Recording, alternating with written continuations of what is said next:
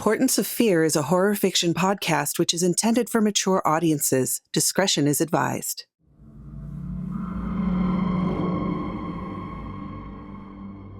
Welcome, Fearlings, to another weird and horrifying tale made just for you. I am your host, Michulhu, and I'll be your guide into the macabre and mysterious. In tonight's story, we learn about a man's transformation into a monster in Ghouls. Before we get started, take a moment to like, subscribe, and ring that notification bell so you don't miss a single terrifying story. The living room was like a blood-scented humidor. The air was thick, sticky, and hot. The window stood open, the city droning just outside. Rob was an idiot. He was also very dead. His corpse lay in the middle of the room, leaking blood onto the beige carpet. Large chunks of him were missing. The most distressing thing, really, was why those chunks were missing. Something had taken bites out of poor, dead Rob. Dale was also an idiot, but very much alive. He stood over his friend's body with his mouth agape, covered in blood. He quivered. Sirens blared and lights flashed, but he just stood there, still in shock. "Open up, LAPD!" He snapped back to reality. This didn't look good, not good at all. His DNA was everywhere. They'd pin it on him. Frantically, he looked for an escape. "Open up or we'll break it down!" They hadn't noticed the open window, thank God. He ran into the bathroom, slamming the door behind him. The sound of splintering wood followed, accompanied by dogs barking. He had to get the hell out of there. The only way to go was the small window. He somehow squeezed his ample frame through. Dale felt like toothpaste. The windowsill bit into his soft eggshell-hued flesh. His Captain Atomic t-shirt snagged and ripped right up the left side. He popped out, falling one story. The bushes below welcomed him with sharp, pointy branches. Oh shit, dogs, he thought. He ran, jumping fences with the grace of a cinder block, his heartbeat at death metal speeds. Why was there blood in his mouth, on his shirt, and soaked into his jeans? What was that thing that killed Rob? These were all questions for a later date as he took to the air over another fence. The one thing he could be sure of was that they had enough evidence to put him away forever. Through the grace of God, or the plotting of Satan, Dale got away. He stood under a palm tree in a crap neighborhood with no idea where he was. He pulled his phone out, 2:49 a.m. Nothing could happen this late, he thought. He needed his car. He needed to go on the lam, a term he never understood but knew applied. He needed a friend. "Willow, it's Dale. I know you have caller ID. Okay. I know it's late. I need your help. Can you come pick me up?" 20 minutes later, Willow's ancient Mazda 626 arrived. It was a blue-gray primer color that smelled like cigarettes, fast food, and financial instability. He jumped in. "It's 3 a.m. What the hell? Jesus Christ, are you bleeding? We need to get you to a hospital." She slammed her foot down on the accelerator and they took off, wheels squealing. No, I'm okay. Rob's dead. Slow down, we don't want to get pulled over." She slammed on the brakes, sending him headfirst into the dashboard. "What do you mean Rob's dead?" "I saw him yesterday with Sophie." He could feel a bump rapidly growing on his forehead. "Yeah, well, between then and about an hour ago, he died. Now, can we please go? I'll tell you everything when we get to your place." The car sped off. Willow paced in her bedroom. What the hell had he gotten her into? What happened to Rob? Was there a killer in her bathroom using her loofah to exfoliate dried blood? Oh God, she'd need a new loofah. Bad life choices, that's what she was good at. She wasn't wired for this drama. She chewed at her fingernails. The water turned off in the bathroom, and a few moments later, Dale stood in the door wrapped in a towel. "Put some clothes on," she demanded. Those sex might get her mind off this nightmare. Focus, she thought. "I don't have any. Can you run to my apartment and get me some?" he pleaded. "Are you high? No, I'm not going near your place. The cops might be there already, ripping apart your life, reading your social media posts, and laughing at your Star Wars shower curtain. No, dude, I'm not going near that." She stopped pacing and gave him a hard stare. "Tell me why I shouldn't call the cops right now." "Come on, you can't. You're my friend, and we used to be in love, remember? We dated for 2 months, and no, we were not in love. You dumped me for Shelley Carter, asshole. Tell me what happened to Rob." "You're not going to believe me," Dale stated. "Tell me what happened right now, or it's 911 to the rescue," she snapped. Fine. I had just hit the bong, and I suddenly felt 4 beers pressing on my bladder, so I stumbled into the bathroom to drain the snake. He hesitated. She pulled out her phone. "Go on." "All right. As I finished up, I heard Rob screaming bloody murder, I guess because he was being murdered. That tracks. So I ran out, and there was this thing eating him. It was humanoid, had sharp teeth, and was looking at me with glowing yellow eyes. Do you remember the cover for Iron Maiden's Peace of Mind? Willow thought for a moment. Yeah, so it had on a straitjacket? No, the face just looked similar. Great album. You're right, it was a great album, but I think Number of the Beast was better. The conversation derailed for 10 minutes as they went back and forth about what the best Maiden albums were. Wicker Man was a great comeback album for Bruce, Dale said. Stop, we need to focus on Rob. Oh man, sorry. Anyway, its face looked like Eddie's is what I meant. No nose, light brown leathery skin, bright yellow eyes. You mean a ghoul? Rob was eaten by a ghoul? Like in Fallout? Yeah, pretty much. Man, Fallout 4 was such a great focus. What happened next? Okay. I was standing a foot away. The sound of it chewing made my stomach turn. Rob was squirming and crying. I started to cry. He wasn't dead yet, but all that blood, it wasn't going to be long. I just remember standing there like a moron in shock. Rob let out a long breath and, well, died. Then it looked up at me and smiled, mouth dripping with blood, and what? I'm not sure. The next thing I remember was cops banging on the door and being covered in blood. I guess ghoul was gone. Willow thought about it for a second. She didn't like deep thinking. It took a lot out of her. But she needed an adult answer. Pushing past all the movie trivia, video game memories, and anime fanfic, she found a pool of untapped true crime knowledge. I've got it. The best thing is to get a lawyer and turn yourself in. You go to them, say you were there and that a man attacked Rob while you were taking a leak. Give a general description of the most average white dude you can. 40s, cargo pants, black shirt, balding. They'll be looking for years, Willow advised. I can't do that. They never saw me. My DNA isn't on file and I never touched the body. Besides my car being out front, they have no idea I was there. I think I'm just going to lay low. I can't go to jail. I'm not built for that. You don't think they're going to check all the license plates of the cars that drove down his street today? They're going to find your car, talk with his friends and family, collect DNA, and trace it all back to your dumbass. I'm telling you, I've listened to a ton of true crime podcasts. This is how it'll go. Better to turn yourself in now than make them come for you. No, I can't do it. They won't find me. Dale started to pace. Willow looked at her phone for a moment.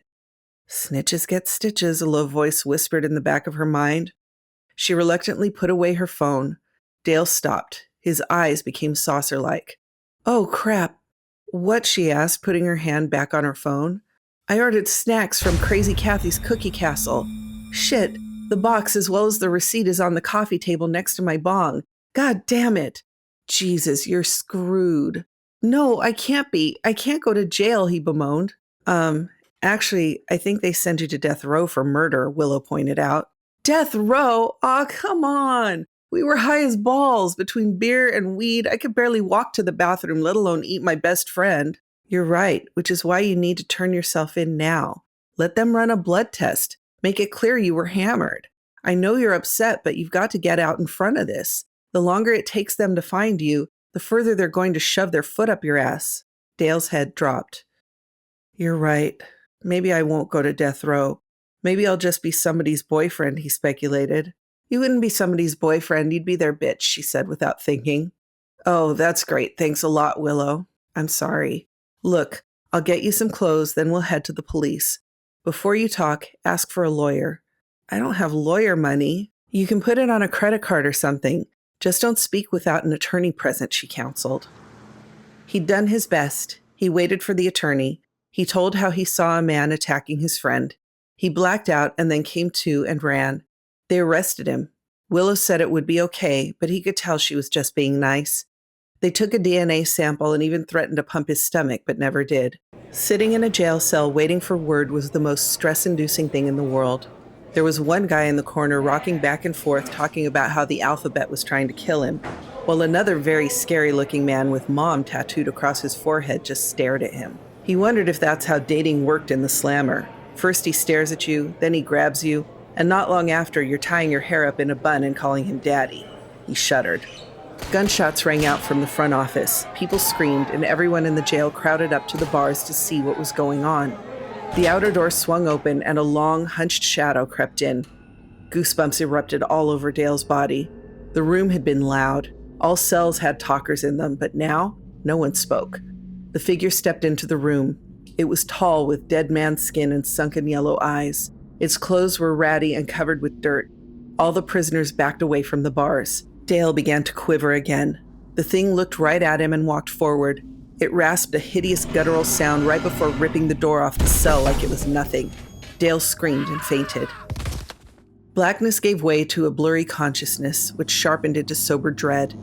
Dale immediately regretted coming to. The room dripped in crimson. Organs lay strewn about, half-eaten. Legs, arms, and heads had been ripped from gutted torsos. The smell of rot settled in.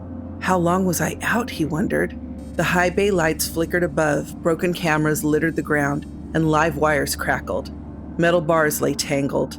The creature had smashed everything. Dale had been spared. Why, he wondered. In a daze, he stumbled out into the front office. It was much the same scene as the jail cells. Blood and gore covered every surface. The air tasted like iron. He dry heaved. It was the most real-life carnage he'd ever seen. Computers lay torn open and monitors were smashed. Bullet holes pockmarked the west wall near the front door. The lights fought to stay on. He ran out of the building with no real plan except to get as far away as he could. At one time, years ago, goth glam stores were in every mall across the country. Now, only a few remained. Pop metal blasted through ceiling-mounted speakers. Band shirts lined the east wall, anime shirts lined the west, and big studio IP shirts lined the north.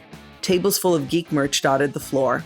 Under the edgy, black-painted aesthetic beat the heart of capitalism run amok. It was cool once, but that was a long time ago. Willow sported black pants with too many zippers and no pockets, a mesh shirt, a light blue push-up bra, and a black trucker hat with safety pins in it. She had a good amount of makeup, including bright red lipstick. She tapped her fingers on the counter, bored out of her mind.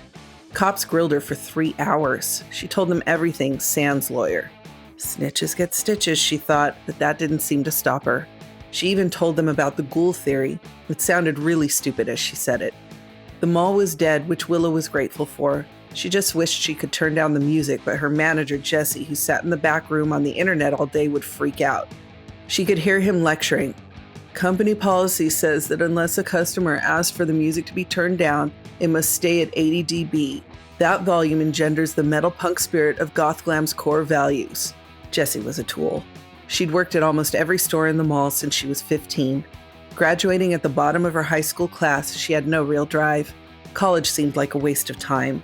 She'd rather drink, smoke weed, bitch about the world, maybe get laid, rinse, repeat. Staring down the barrel of 35 hadn't changed her life much, but it did make her worry. Was the party coming to an end? Where was her hot, successful writer husband with nipple rings and good credit? Marriage could have happened 10 years ago, but she got cold feet. 24 seemed too young to tie the knot, even though her friends had all done so. She also didn't want to have kids, something her mom still yelled at her about. Where are my grandbabies? Blah, blah, blah. But it wasn't her job to pop kids out for her mom. She'd been sold a dream by her parents, but it never came true. Deep down, she felt the world owed her, but the world wasn't paying up. Her phone buzzed. It was a text from her hippie sister, Sage. Have you seen the news, she asked. No, I'm slowly dying at work today. Why, what's up? Your friend or boyfriend, I'm not sure what's going on with the two of you, Dale? We dated for 2 months 3 years ago, Sage. We're just friends with benefits, she replied. Gross, TMI, vomit emoji. Whatever, you dated a DJ named Electric Elf. Need I say any more? Shut up. Anyway, Dale's face is all over the news. They're saying he's wanted in connection with killing a bunch of police or something. Willow quickly pulled up the internet and searched cop massacre. Dale's face popped up on all the major news feeds. Wanted for killing several police officers and fellow prisoners. Her flesh went cold. Hey, Willow, I need your help. Dale's voice sounded like a lost kid at the mall. She glanced up. He looked worse now than the previous night. How he got all the way to the mall without being picked up perplexed her. She stepped forward and placed a finger on the panic button under the counter, but she couldn't bring herself to push the damn thing. Dale, you need to leave now. I can't do anything for you. Willow, come on. You can't think I did any of this. You know me better than that. Maybe I don't. You keep showing up covered in blood, she snapped. It was the ghoul, I swear. I didn't do anything. It attacked the police station. You have to believe me, he whined. Dale, I don't know what's going on with you, but please leave me out of it. I can't help you. He stepped to the counter. Her finger was still on the button. She wanted to press it, but this was her friend. Would he really kill her? She wasn't sure. He'd never been violent as far as she knew. Bro code had to mean something, right? I didn't kill anyone, Willow. I promise on my dick. Please, you're the only one I can turn to. His eyes would have melted her heart had they not been ringed with dried blood. He also smelled like a dug-up grave. No, I can't. Please leave, Dale. Her voice cracked. Remember that time? Don't. That you crashed your dad's car? Totally different. Into that storefront, drunk as a skunk? Skunks don't get drunk. And I took the blame, said I was driving the car.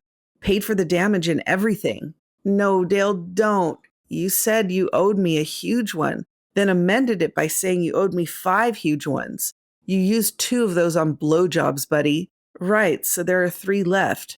I'm not blowing you here, sorry. Willow, stop stalling. You have to help me. Harboring a fugitive is a way bigger ask than 3 huge favors. That's like a galaxy-size favor. He stared at her with puppy dog eyes accompanied by a trembling bottom lip. Fine, take my keys. My car is on the 3rd floor by the elevators. I'll meet you at my place when I get off in 4 hours. Now leave before Jesse comes out. He grabbed the keys and blew her a kiss. Thank you, Willow. We're more than even. You're goddamn right we are. He finally raced out the door. She let out a long sigh of relief. Absent-mindedly, she pulled her phone out. She looked down at it. She liked Dale and all, but this was a lot. In cartoon fashion, she started debating herself. Don't forget bro code. I'm not a bro. Fine, ride or die friends. We're not that close. Friends with benefits, sure, but not harboring a wanted criminal friends. This is so complicated, she thought. After a moment of shallow-end soul-searching, she picked up the phone and dialed 911. Dale was fully restrained, cuffed by the hands to the metal table and cuffed by the ankles to the floor. The room he was in was entirely made of metal. There was a bright neon light blazing above and a clock on the wall. They pulled him over a block from Willow's place. It was like they knew exactly where he was going. It didn't make sense. He'd driven so carefully, stopped at all the stop signs, went the speed limit. Then it hit him. It must have been the intersection cameras. He hated how the government spied these days. Whatever happened to the 3rd Amendment, thou shalt have privacy? That had to be it. His head hurt. Willow's going to be worried, he imagined. 3 hours passed. Finally, 2 men entered, their faces frozen into severe expressions. The first man wore a gray suit a size too big. His head looked like a meat cube with a beard. He sat across from Dale with a laptop and a small recording device. The other was covered in full tactical gear, save for his head, which looked like an egg wearing reflective sunglasses. He took a position at the door, hand on his gun. Dale swallowed hard. The first man opened the laptop. Dale felt like he should say something, but he was afraid to. The man pressed a button on the small black recording device. Before we get started with this interview, I need to verify that your rights were read to you when the police picked you up this afternoon. Yes? Okay, let's get started. My name is Detective Barnes. I am interviewing Dale Castino. It is August 16th, 7 p.m. Dale, you've indicated that you were read your rights. I want to go over them one more time. You have the right to remain silent. Anything you say can and will be used against you in a court of law. You have the right to an attorney. If you cannot afford an attorney, one will be provided for you. Do you understand these rights? I do. He really didn't. Good. Do you want me to call you an attorney before we begin? Willow had warned him not to talk without an attorney, but if he just stayed calm and told the truth, they had to believe him. Asking for an attorney might seem like he did it. What did Willow know anyway? She liked the Star Wars prequel movies. No, I don't need an attorney. Let it be noted that Mr. Castino has waived his right to have an attorney present during this interview. Let's start with the basics, okay? Okay. You live at 1890 Shoggoth Avenue, apartment 203, Los Angeles, California, 90274. Is that correct? Barnes' tone denoted both rage and restraint. Dale chewed on his bottom lip. Yes, sir. You told officers that you were innocent when they picked you up. So here's your opportunity to tell us exactly what happened, starting with Rob White's murder. Dale adjusted his position and then laid out everything that had happened in the last 24 hours, the whole crazy story. Detective Barnes listened carefully, typing notes into his computer. Every time he did, Dale became more concerned. That is a fascinating story, Mr. Castino. Now let me show you something, Detective Barnes said with a toothy grin. The detective turned his laptop around. A video of the jail was queued up. He hit the spacebar. Dale's eyes went wide. All the color drained from his face and his mouth flopped open. The video showed him attacking the other inmates and then attacking the police who came in to stop him. He disarmed one cop and started shooting the others. Then the video flipped to the front office and showed him killing even more officers. But the worst part was he started eating the dead, cutting them open and spreading their guts out like a buffet. He, then, blood-covered, looked up at the camera and became crazed, smashing it down from the wall. The screens went black. That can't be real. I wouldn't kill 38 people and then start eating them. We have evidence to the contrary, Mr. Castino. I don't understand. Detective Barnes hit stop on the recorder. Let me spell it out for you. You're under arrest for multiple murders. The DA is going for the death penalty and all of the LAPD will be at your execution. You're going to die for what you did, Mr. Castino. Dale's headache went nuclear. It was a strange feeling like he floated just above the afterlife, below him a sea of corpses. He stared back at the detective's smug face. The man was still speaking, but Dale couldn't understand him. The words stretched and reverberated in his skull. Those hostile words of revenge turned to a deathly tone. He licked his lips, betting the detective's heart would be tough as nails and juicy. He wanted to hold it in his hand while it still beat. The thought of ripping into the detective's chest and pulling open his ribcage was orgasmic. His teeth grew into razor blades. His skin tightened, turning a sickly, leathery light brown. His eyes shrunk into yellow beads. Their heart rate spiked in his ears. Time slowed. Panic replaced arrogance. In a chaotic moment, Dale freed himself, eviscerated the rifleman, and slammed Detective Barnes against the wall. The smell of hot, loathsome death exuded from his nostrils. Give me a reason not to eat your heart out, detective, it pressed. There are men outside that will kill you. We're being watched. They're waiting. I know it, the detective sputtered. Do you really think your men will hurt me? He shoved his free hand into the detective's chest, pulled out his heart, and bit into it. He let the dead man fall to the floor. The door flew open, bullets whizzing in. They hadn't learned their lesson.